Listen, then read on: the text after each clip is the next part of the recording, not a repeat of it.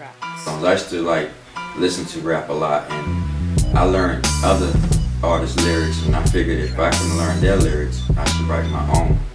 I was in a group called Third Degree, which was me and my two brothers and my best friend Rollo, and we was buying tracks from guys around locally. We was buying tracks like from producers from Charlotte. Well, buying the tracks and recording in their studios, and we'd come back the next week and they would lose our dad tapes. That's old school for the youngins that don't know, dad tapes. And they would record over them or promise us a track, and we get there to buy the track and then I gave the track to somebody else. Or they would never make us a beat specifically for us. They was like, you have like 3 or 4 to choose from, and that was it. You had to pick what you wanted out of the 3 or 4. So we done that and wasted a lot of time and money. And my friend Rollo said that I should be able to do that because it looks simple what they're doing. I play drums already, so learning keyboards and stuff shouldn't be that hard. So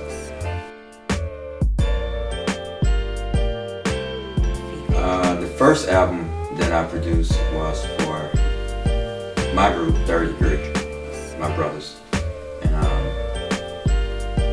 that's really that album right there. Like, it's the first one that I learned how to like engineer. I was learning how to engineer from that. That was like the first album that I like produced and engineered. So the second album was for a friend of mine, Wiz from New York. I done his first solo album. So I was still learning on his album too. So that's like, I think this was in 2000, 2001. So I was just learning. I had bought the equipment and everything, and I was learning the equipment and learning vocals. I never engineered, so it was a learning experience.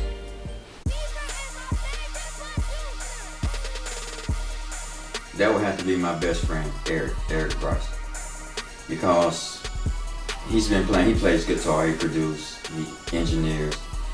Matter of fact, he's the one who taught me a lot of what I know about engineering and laying out tracks and stuff like that. And he's been doing it ever since he was like 15, 16 years old, and that's all he does.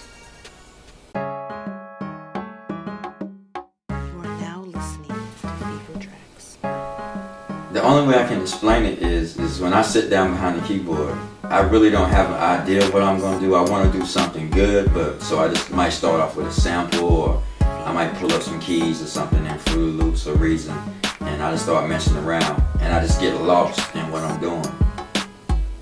I just drift away to some other place, and I just get lost in what I'm doing. It's like I'm in the computer. I just feel like I'm just in it, and when I come back around, I've done like 5 or 6 tracks, and it's like 4 or 5 in the morning. So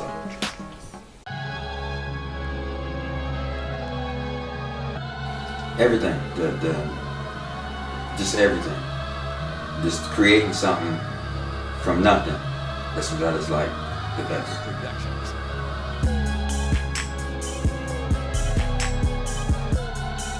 Oh yes.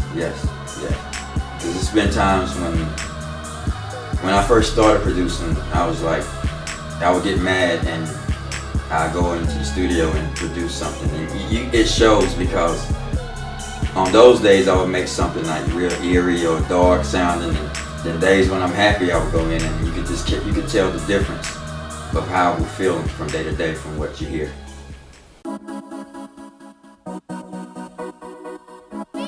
The major difference that I noticed is that, as far as lyrics are concerned, it's like they're really not saying anything. It's mostly what they're rhyming about, what they have or what they want to give, instead of like telling stories. Or, I'm a storyteller. When I used to rhyme, I used to tell stories, whether I've done it or not, I lived it or whatever. I tell stories. This is like movies on CD.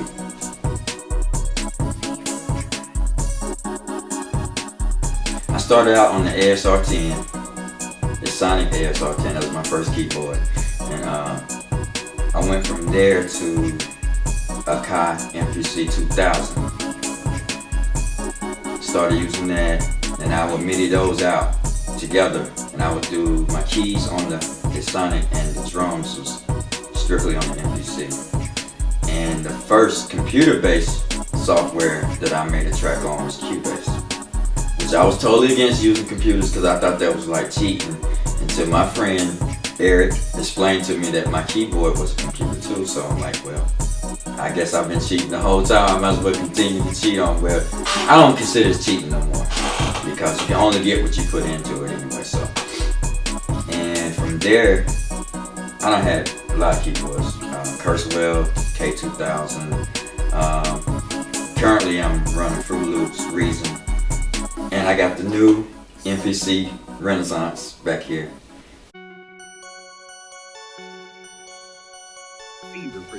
I would have to say Fruit Loops, FL Studio. I love using that.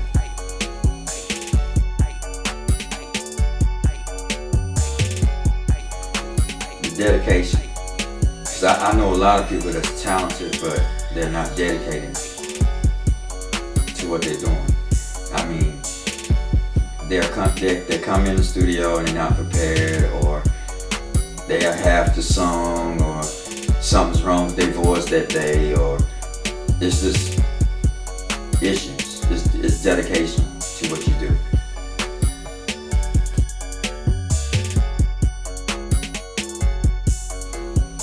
I had to say dedication again, because I mean, it's gonna take a lot of sleepless nights, because to learn what you do, you got to read. You must read. And if you know anybody like myself who is using a piece of equipment or software that you want to start on, get with them, because you need to read and get with somebody that does it, because seeing it is always better. Seeing somebody do it is actually the best.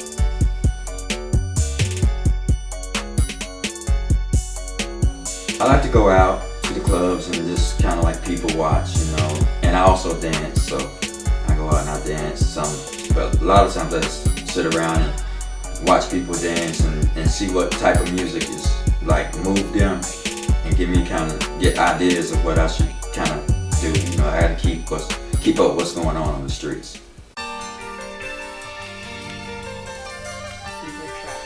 Well, I've been dancing ever since I've been like 3 or 4 years old. My mom and me used to go out on like Friday nights, and me and my brother would be at home with my grandmother. And when they would come back home, her friends would want us to come out to dance for them. So we used to dance for them for money. So that's how I got started dancing. I wake up every day, same old shit. A blunt shower, aerosol spray, iron my fit. There's no time to devour, no eggs and grits. I just pop in a Pop-Tart, something quick.